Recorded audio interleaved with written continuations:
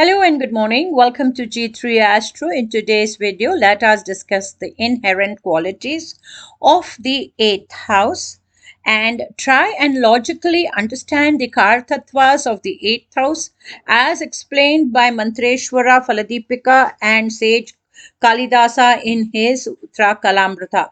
To understand the most complex house in astrology, do continue to watch this video.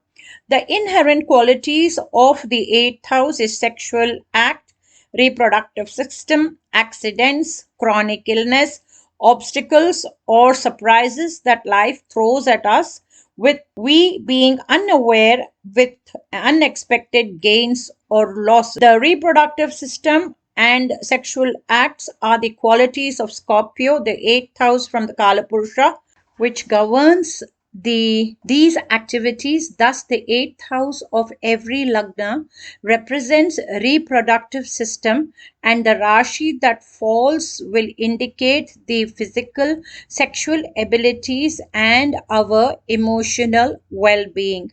Next in the list is accidents, chronic illness, obstacles or surprises which occur only when a link has been established between the ascendant and the eighth house in the Dasha Bukthi operating at any given time. Accidents occur when link has been established with the ascendant or the Lagna with Saturn and Mars together in the Dasha Bukthi of either of them. Chronic illness is observed when the Dasha Bhuktis of planets posted in the 8th house or the 8th Lord himself or Saturn has established a link to the 8th house in the Dasha Bhuktis of Rahu too. Now, obstacles or surprises are also the gift of the 8th house and are two sides of the same coin. A negativity is always accompanied with either a positive effect or really worse effect. For example, a loss of father is a negativity, but there may be a monetary gain or a further negativity that a debt has been left behind to be repaid.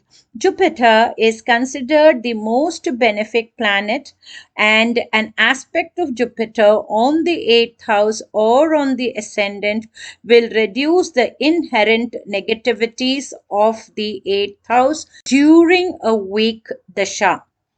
Saturn is the Karaka for the 8th house for both chronic illness and longevity. In the next video, let us look at some of the benefits of the 8th house, and we shall begin with Mangalya, or in today's world, length of the marriage, income from spouse, and financial growth after marriage. Thank you for watching my video. Do like, share, subscribe.